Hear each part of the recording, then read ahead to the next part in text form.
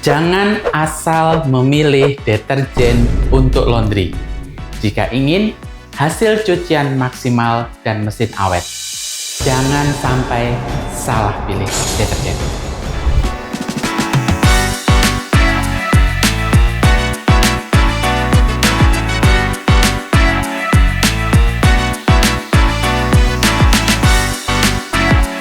Pada kesempatan ini, saya akan membahas tentang chemical laundry dalam sebuah series yang dimulai dengan pembahasan tentang deterjen. Bersama saya, Taufikur Rahman, Head of Laundry Expert Specialist API Group. Saya akan membahasnya menjadi 4 bagian. Permasalahan yang sering terjadi, Bapak dan Ibu mungkin di rumah sering merasakan ketika pakaian itu di laundry, aromanya masih tidak sedap. Atau terdapat bercak pada pakaian. Bercak ini bisa beragam. Ada yang membentuk noktah kecil atau titik kecil berwarna kemerahan pada pakaian berwarna gelap. Atau ada juga yang bentuknya itu sebaran berwarna putih. Dan yang ketiga, sering sekali ditemui adanya kerak atau endapan pada mesin laundry Bapak dan Ibu. Warnanya kecoklatan. Hal tersebut terjadi akibat pemakaian deterjen yang tidak tepat. Bisa tidak tepat pada sisi jenis deterjen yang dipergunakan, bisa juga tidak tepat pada sisi jumlah dosis yang dipergunakan.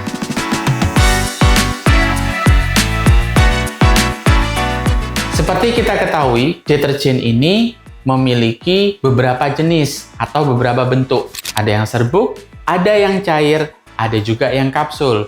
Nanti akan kita bahas lebih lanjut. Selain itu, dosis penggunaan deterjen pada berbagai bentuk ini jumlahnya juga berbeda-beda. Terkadang kita menganggapnya sama. Bisa saja jumlahnya terlalu sedikit atau bisa juga jumlahnya berlebih. Hal ini tentunya akan membawa dampak pada hasil cucian Bapak dan Ibu. Termasuk juga membawa dampak pada sisi mesin yang dipergunakan.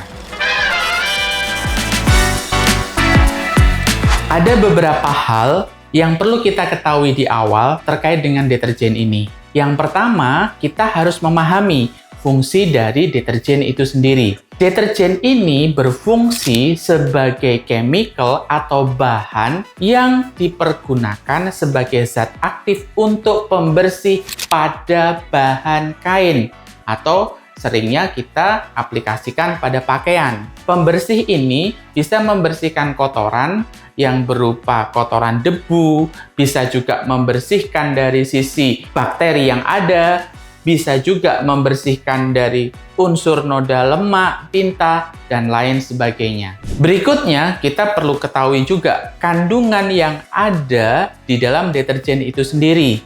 Deterjen itu memiliki 4 unsur. Yang pertama, ada yang namanya surfaktan, atau surfaktan ini kepanjangannya adalah Active Surface Agent. Kandungan surfaktan pada deterjen ada istilahnya SLS atau ada juga istilahnya LAS. Kandungan surfaktan ini kurang lebih sekitar 20-30%. Yang kedua, ada kandungan yang namanya builder. Kandungan builder ini menempati komposisi yang tertinggi antara 70 sampai dengan 80%. Kandungan yang ketiga adalah whitening agent. Atau biasanya kita menemui kandungan whitening agent ini pada klorin. Dan yang keempat adalah zat aditif. Zat aditif ini bisa memberikan fungsi sebagai pelembut atau pengharum pada deterjen tersebut. Setelah kita tahu fungsi dari deterjen dan kandungan penyusun dari deterjen tersebut, maka berikutnya yang perlu kita ketahui adalah deterjen berdasarkan dari bentuknya. Yang pertama, ada deterjen dalam bentuk serbuk.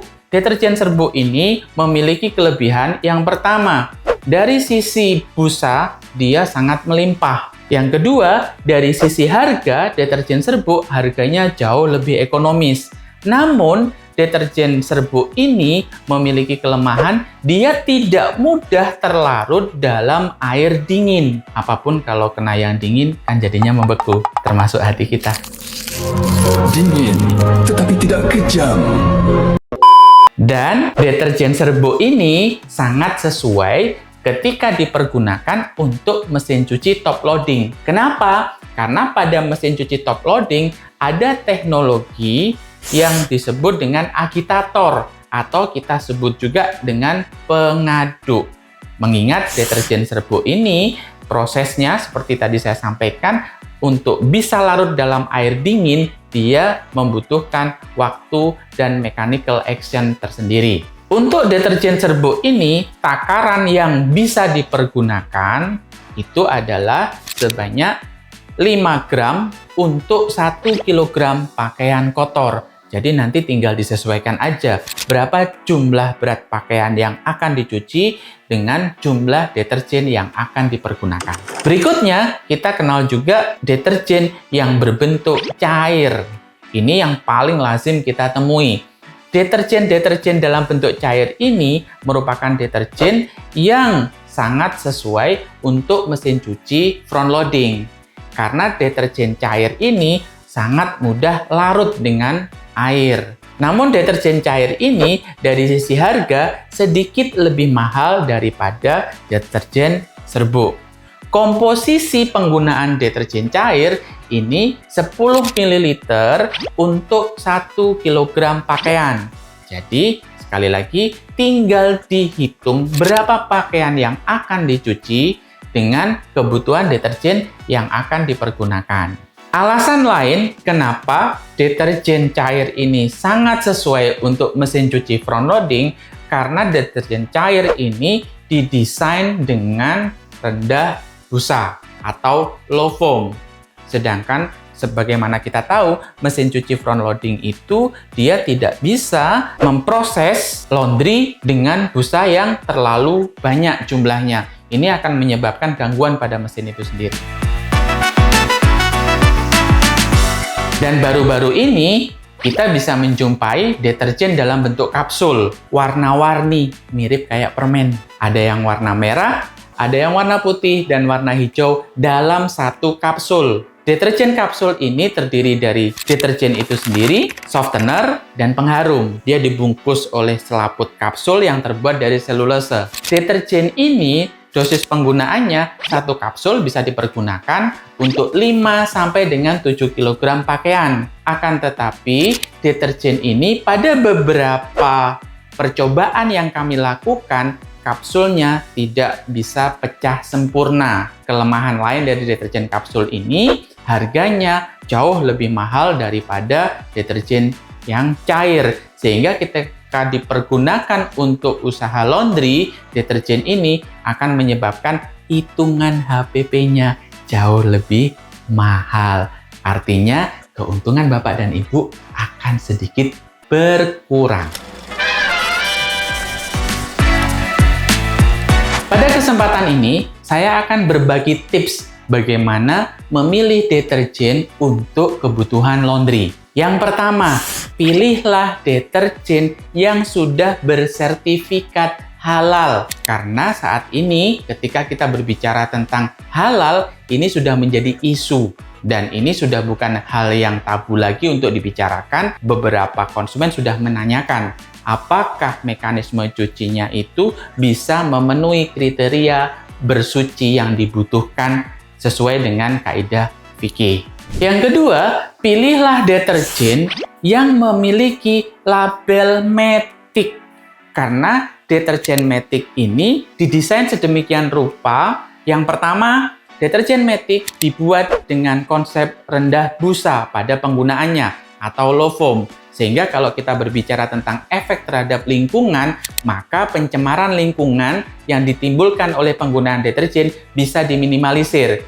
Yang kedua, deterjen metik ini memiliki tingkat konsentrasi 2 kali lipat dibandingkan deterjen biasa, sehingga takaran atau dosis yang dipergunakan bisa jauh lebih hemat. Yang ketiga, ketika Bapak dan Ibu memilih deterjen, pastikan deterjen tersebut sesuai dengan jenis mesinnya. Tadi sempat saya spill, kalau deterjen yang berbentuk serbuk, ini akan sangat sesuai untuk mesin cuci yang top loading, karena ada mekanisme agitator pada mesin tersebut. Sedangkan mesin cuci front loading sebaiknya menggunakan deterjen yang berbentuk cair. Yang keempat, pastikan kadar pH pada deterjen tersebut adalah normal.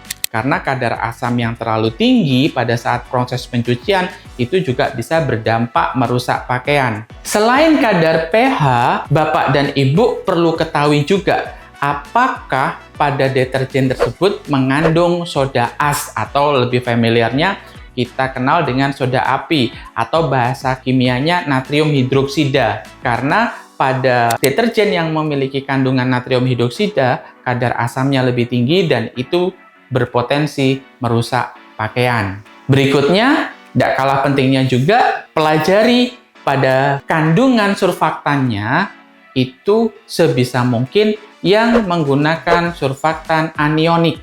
Karena surfaktan anionik ini lebih ramah lingkungan dan tidak menimbulkan iritasi pada kulit. Dari mana bisa mengetahui hal-hal tersebut? Bapak dan Ibu bisa lihat pada label kemasan deterjen tersebut. Pada label kemasan deterjen, informasi-informasi yang tadi saya sampaikan pasti sudah tersedia. Yang kelima, ini berkaitan dengan harga. Deterjen yang murah tidak identik dengan hemat. Begitu juga dengan penggunaan deterjen yang mahal tidak identik dengan pemborosan. Biasanya deterjen yang mahal dia memiliki tingkat konsentrasi yang jauh lebih tinggi sehingga ketika dipergunakan dosis pemakaiannya pun jauh lebih irit. Pada beberapa deterjen ada yang harganya sampai menyentuh di kisaran 70.000. Namun dia bisa dipergunakan sampai dengan 90 kali pemakaian. Artinya, dalam satu kali pemakaian, biaya yang dikeluarkan hanyalah Rp800.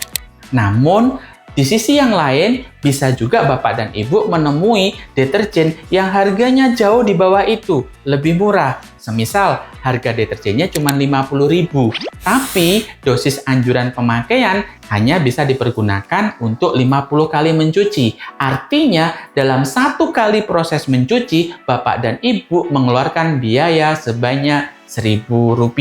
Dari sini terlihat selisihnya. Sekali lagi, deterjen yang murah tidak berarti selalu hemat dan deterjen yang mahal tidak selalu berarti pemborosan. Masih berkaitan dengan harga, pada sisi pemilihan kemasan deterjen itu sendiri itu juga menjadi penting.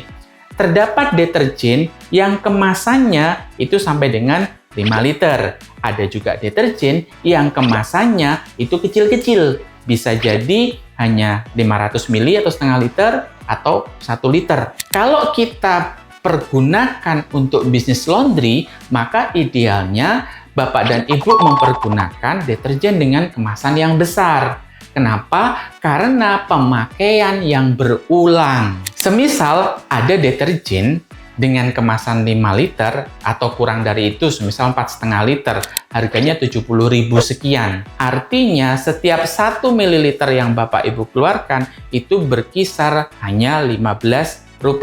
Ketika Bapak dan Ibu memilih kemasan yang lebih kecil, memang dari sisi harga jauh lebih murah. Contoh, ada yang kemasannya kurang lebih sekitar 1,5 liter dengan harga yang cuma sekitar 30.000. Artinya, ketika Bapak dan Ibu memilih kemasan yang kecil ini, maka biaya pengeluaran per mililiternya bukan lagi Rp15, tapi menjadi 18 sampai dengan Rp20 per mililiter.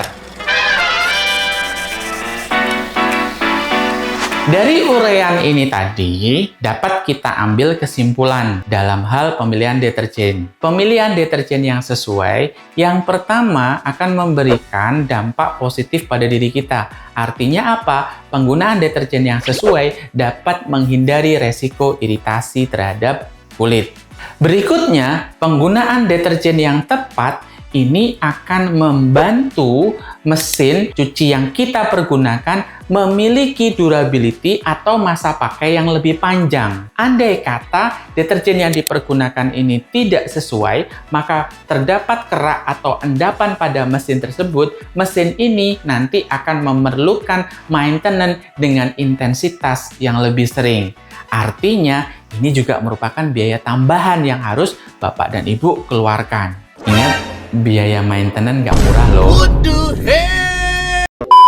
Berikutnya, pemilihan deterjen yang tepat ini akan menghasilkan cucian dengan tingkat kebersihan yang maksimal. Akan menghindarkan hasil cucian dari adanya resiko kerusakan. Tadi di awal sempat saya spill, kerusakan itu bukan berarti pakaiannya robek, akan tetapi deterjen yang dipergunakan tersebut meninggalkan residu atau sisa yang menempel pada pakaian, sehingga pakaian itu menjadi terlihat rusak.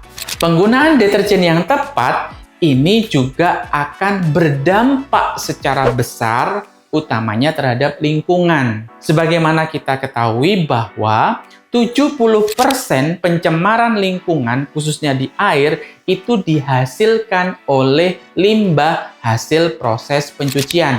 Kenapa? Karena limbah hasil pencucian ini mengandung yang pertama sulfat. Yang kedua, limbah cucian ini banyak menimbulkan busa, sehingga kadar oksigen yang ada di dalam air itu jumlahnya terbatas dan mengakibatkan biota atau makhluk hidup yang ada di air ini kekurangan oksigen dan mati. Jadi penggunaan deterjen dengan takaran yang tepat, menggunakan deterjen yang berjenisnya low foam atau rendah busa, ini dapat menghindarkan dari adanya resiko pencemaran lingkungan.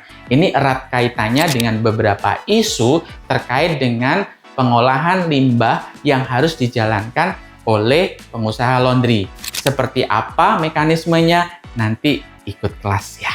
Dan yang terakhir, ketika Bapak dan Ibu mempergunakan deterjen yang tepat, maka keuntungan dari usaha laundry Bapak dan Ibu bisa lebih maksimal lagi. Ingat, sebagai sebuah informasi, komposisi penggunaan deterjen ini pada proses penyusunan HPP mencapai 7%.